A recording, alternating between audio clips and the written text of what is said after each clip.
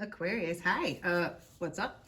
Welcome to your February 2021 extremely complex reading. Super interesting one here. I'm going to jump right in. So, first of all, I got to talk about when I was sort of doing the pre shuffle and meditating on your energy, tuning in. I always do an alignment exercise where I imagine energy from the cosmos going through my crown chakra, through to my root chakra in a golden light and into the ground for grounding, for connection.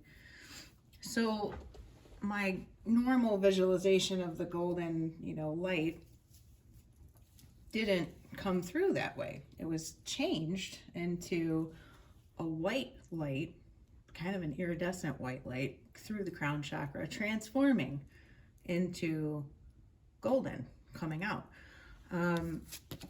As this was happening, I had split the deck, and these were the two cards that presented themselves. And this deck is unique because it has what is it, a 23rd and 24th major arcana? Don't quote me, I'm probably wrong on that because I'm saying this on the fly and I always manage to be wrong, but the artist is a special card because it's not in every deck. This particular deck has a couple of extra cards. I'm going to get to this farther into the reading to explain why this is pretty neat, but there's this big energy of needing to transmute something. It's alchemizing something. It's needing to take something from one. I feel like this is feelings. I feel like this is physical energy. I feel like this is energy of change. Energy that's like emotional, probably emotional energy needing to be transmuted into something else. To make it palatable, to make it more productive, to make it processed, to make it practical, terrestrial, real. Don't ask it, this is all channeled. So your past position, Emperor in reverse. Present position, Knight of Cups. Future, Eight of Swords. I think a lot of you are going through some emotional process, but there's this huge, like I said, this alchemizing, this turning something from one thing to another throughout the month. It's very, very transformative energy for the month. These other cards jumped out. They needed to be heard. You have Eight of Cups in reverse, the Knight of Wands in reverse, and the Queen of Wands upright. What this speaks to, especially with the Emperor in reverse in your recent past, is holding on to a relationship with this Eight of Cups in the reverse that isn't working out of fear of being alone, or just trying to make it work for other reasons. There's even therapy that this can represent. Even this too, this Knight of Wands in reverse is finally making the decision to cut something off that's out of balance or isn't fulfilling or hasn't been working, and it's sort of a sudden energy. Knight of Wands in reverse is hasty, very impassioned, but it's like it signifies a fickleness, a lack of trust. There can be a lack of trust in the relationship. Also, these two cards together, I mean, this alone tells me, but these two, when they show their face together, can be somebody not wanting to settle down, somebody not ready to commit, something being half-baked, something not being there's not a cohesive forward movement. There's something in the way of a committed relationship, and this seems like some kind of breakup. There's a major wedge. There's a big wedge, and it's a consistent thing. But this all moves into Queen of Wands energy. So I want to specify, I do believe a lot of you could be dealing with a fire sign, water sign, or a fellow air sign. There is Aries and Taurus on the board, but I feel like this is you in the past position. So moving into this recent past position, this is feeling a lack of control, feeling out of balance, feeling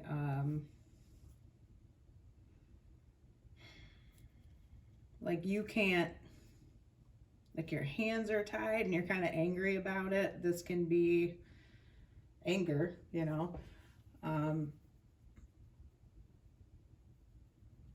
It's really this energy of wanting to have control over something, but not having it. So the types of feelings that that would evoke, of feeling out of control with something, feeling like someone's getting the better of you. This can be like one-upmanship. It's just kind of gross energies. It's, you know, trying to best somebody. Maybe also not seeing, you're not seeing the big picture. The Emperor sees the big picture in the upright. He is the, you know, top leader, most in charge, most knowledgeable. He's above all of the kings. He sees the bigger picture, is very wise. This is being unwise. This is being angry. It's like acting from your base instincts. Okay. So moving into the present, we've got the Knight of Cups. So this can be, again, this sort of like half-baked energy of an offer that can be of an emotional or loving nature that isn't likely to stay for long. There's kind of like these player energies there, or issues of, you know, problems in relationships, or lack of trust, fickleness, immaturity, even with, you know, Knight of Wands in reverse and even Knight of Cups. Knight of Cups is like a loving gesture, right? It can be a romantic gesture. It can be sort of, in certain instances, trying to extend the olive branch. It can be trying to make a romantic offer. Either you are doing it towards somebody or somebody has done it towards you. Could be a water sign, just because it's cups. But the big thing about this is it's temporary, it's fleeting, it's half-baked, it's, you know. Now also, there's this, with the Knight of Cups, this is an interesting aspect that a lot of readers never talk about. The Knight of Cups energy can be due to trying to be manipulative, okay, emotionally manipulative, giving your energy towards something in an emotional sense to directly get what you want, you know, being manipulative. There's also an element with the Knight of Cups that an offer can be made out of duress. So with the Emperor in the reverse in the recent past, that kind of tells me that, like, maybe, you know, because he's the energy of kind of feeling pinned and out of control and wanting to take control but can't figure out, you know, how to do it.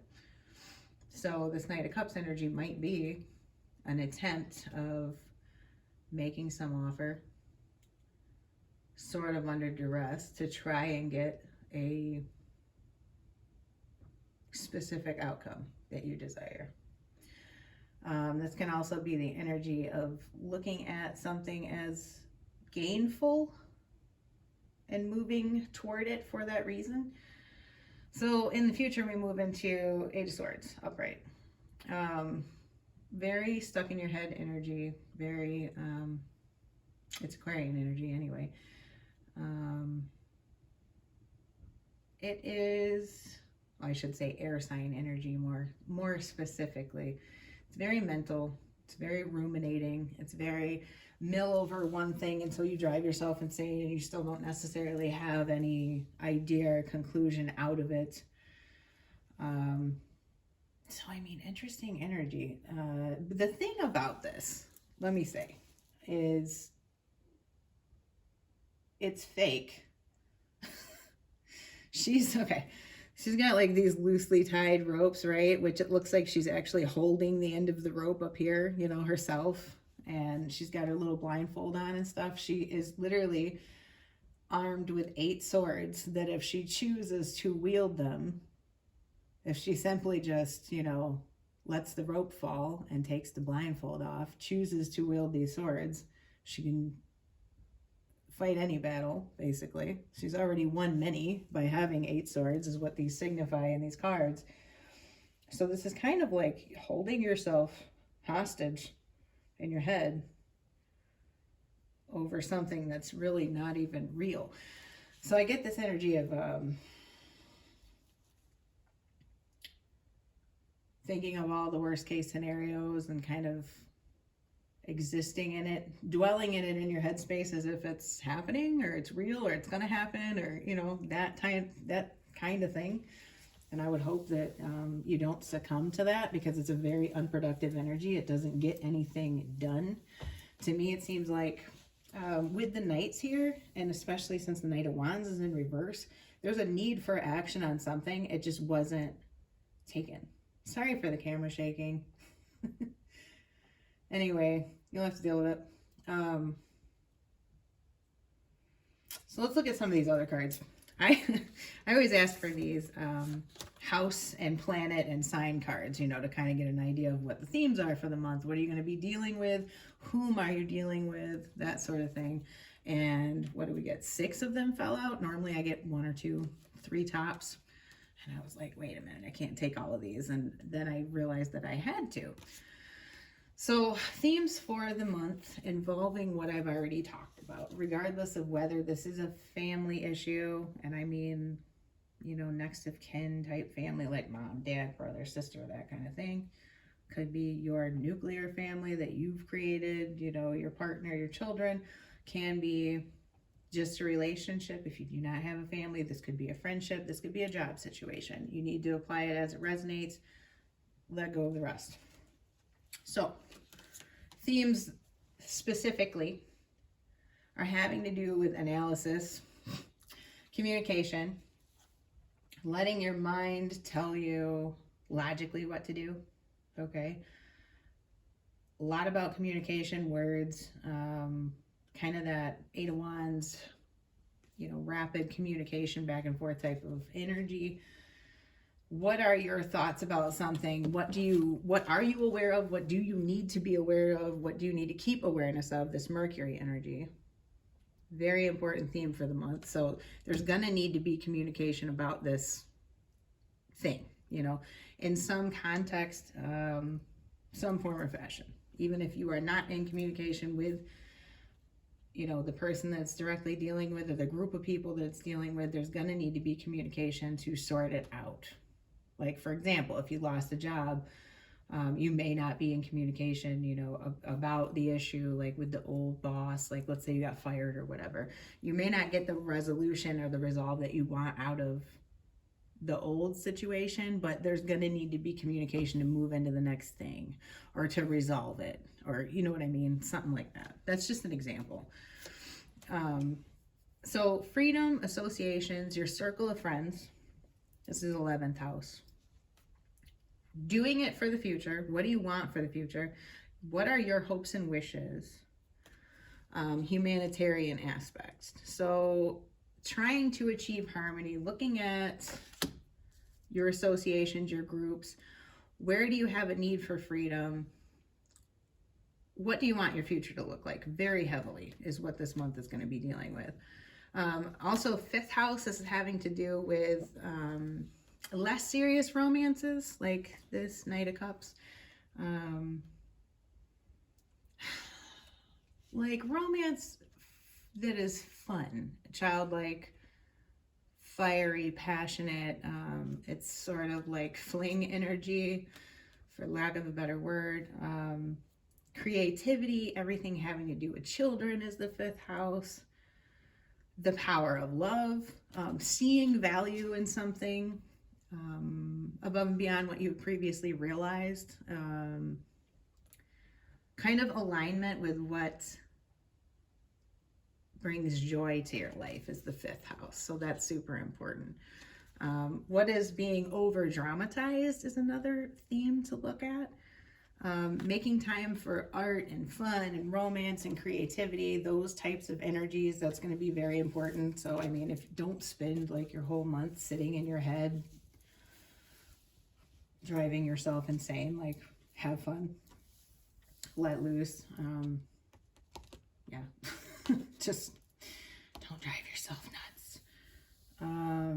So also the 1st house, which is you, it's who you are, what your desires are, what actions are you going to take, what's the best path forward? What needs to happen with immediacy on a moment-to-moment basis, which is really prioritizing. You know, it's figuring out what is worth your time and what isn't. The way that you're projecting and presenting yourself is also very important this month for some reason. So be careful about others gathering information against you. Be careful about how you look to others, how you're showing up. Are you put together? You know, like let's say for work situations, if your personal life is a shit show, let's say, because it doesn't look great, sorry. Some of you might be, you know, perfectly fine. Wonderful for you. I'm not talking to you then. If your personal life is a shit show, don't show up to work looking like the bum off the corner, you know, because you were wallowing in your sorrows the night before and got up late, and you know what I mean? Like, keep yourself together, pay attention to yourself. First house is self-care, okay? Also doing it on your own. There's this big element of like freedom. What do you want for yourself? What do you need to do on your own? What is priority? What is of immediate need at the moment? Who needs to know what? Need to know basis. It's very spy-like or whatever.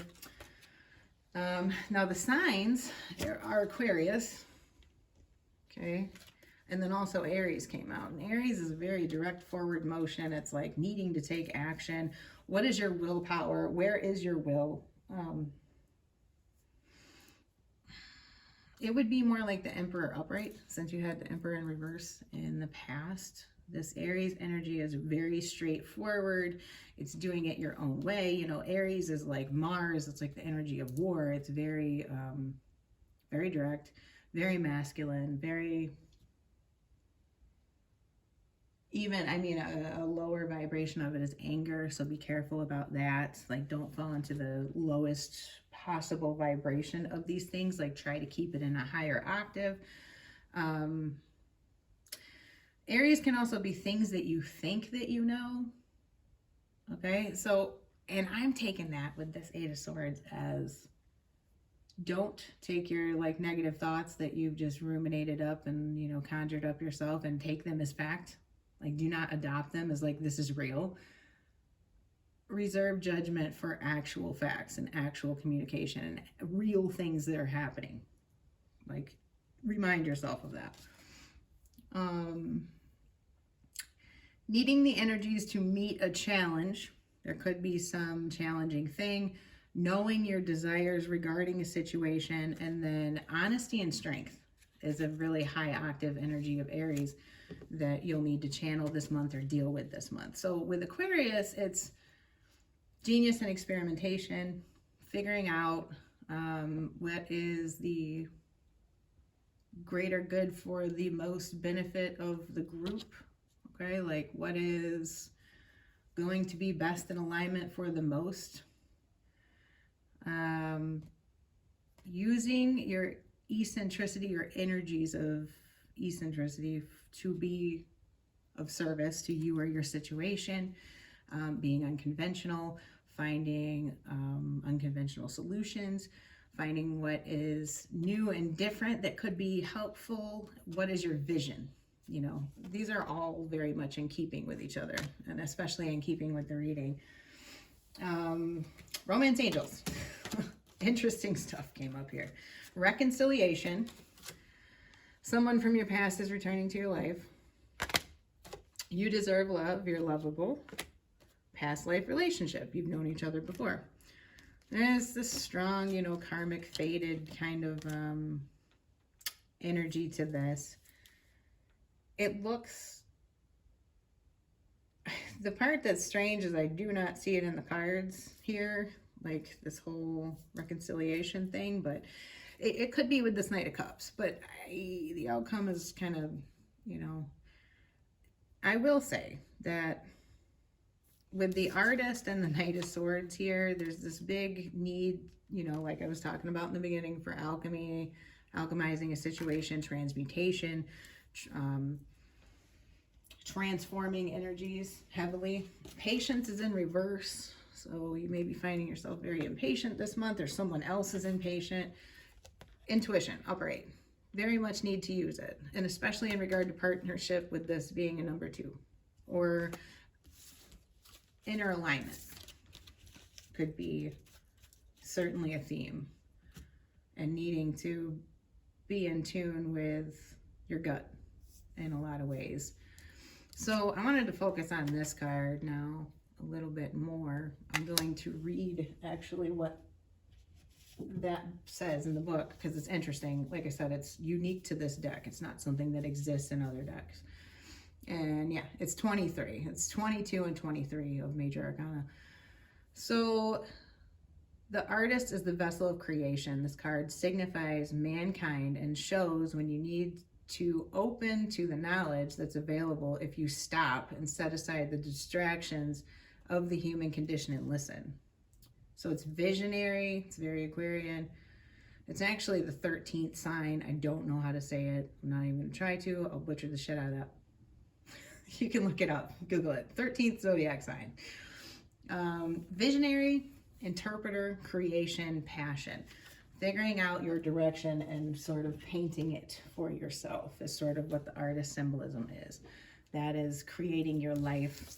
Knight of Swords is very much the same energy. It is truth. It's rushing into something. It's wanting to make something happen. It's very mental energy. It's having a plan, okay? So I feel like a lot of you guys have a vision for your life right now. You just have to put it into action. The bottom of the deck story was interesting. There's so much like fate and karma going on. There's, you know, larger forces at play. Feeling very imbalanced or burdened with something, and that's all in the past. Like a relationship was unfulfilling, unhappy,